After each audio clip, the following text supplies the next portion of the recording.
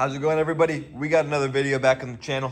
I'm gonna be showing you guys how to fix a hard steering problem on a 100 series lawnmower. This goes for your L, LA, D, E, S series. They're all the same throughout the years on the 100 series. So what we're gonna be looking at is the front spindles here. You know, when they're not greased often or when they just wear out, they get really stiff, and that makes these lawnmowers super hard to steer. So we're gonna go ahead and pull those off. I got brand new ones from John Deere. I'm gonna show you guys how to replace them and how to diagnose any other issues with your steering system. Let's do it. So first thing you're gonna wanna do is get the front end of your mower jacked up. I like to jack them up just right where that deck linkage hooks up in the front of the mower here. You don't gotta jack it up too far, just enough where the wheels are off the ground and we can pull those spindles off. Next thing I like to do is just pull the hood off. It's super easy to do. Usually you just pull the hood up, reach up under and kind of just work it off, and it comes right off. Some of them you gotta disconnect your electrical connector for the headlights. This one's already been disconnected, so I didn't need to worry about that. Next we can pull these two little grease caps off.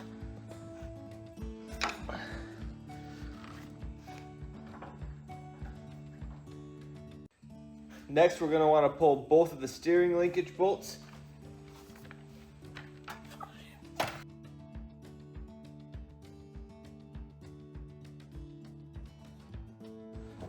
Now we can kind of move the wheels back and forth.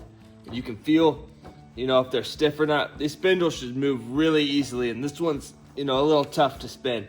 So that kind of is a dead giveaway that we need to replace these spindles. So the next step's gonna be removing the wheel. Some of you guys might have like a little yellow cap around here. On this mower, it fell off. So you're gonna wanna remove that cap and then get a screwdriver up behind that ring and pop that ring off.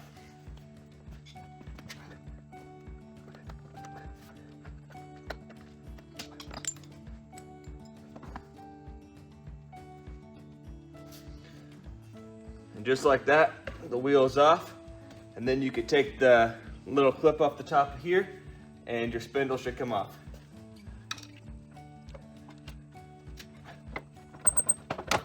And there we go. That's our spindle.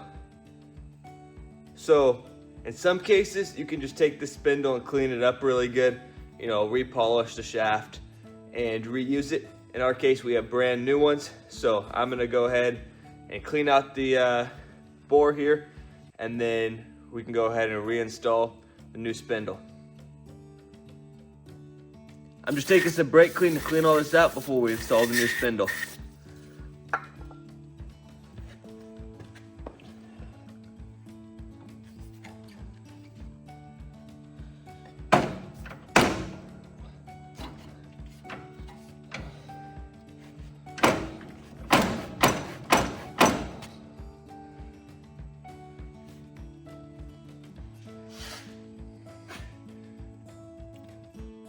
So I got the new spindle all greased up here. I greased the Alamite on the steering housing, so we can go ahead and put the steering spindle back in the housing.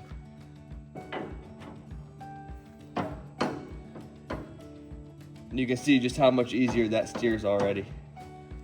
Then we can go ahead and put our washers back on the spindle and install our clip.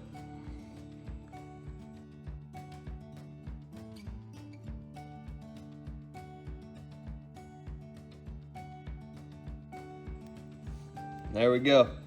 That's all installed. Go ahead and give it just a little bit more grease.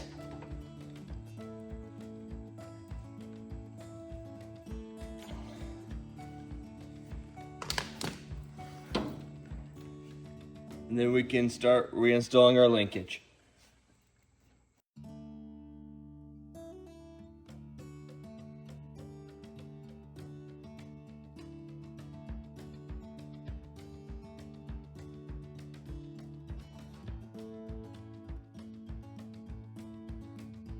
Now we can go ahead and grease our steering shaft.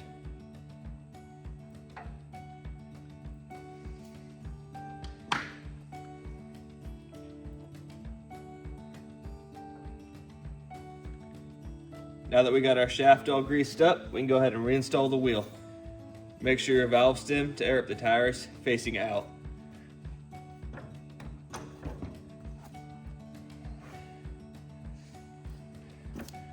Reinstall any washers you had, and then your clip.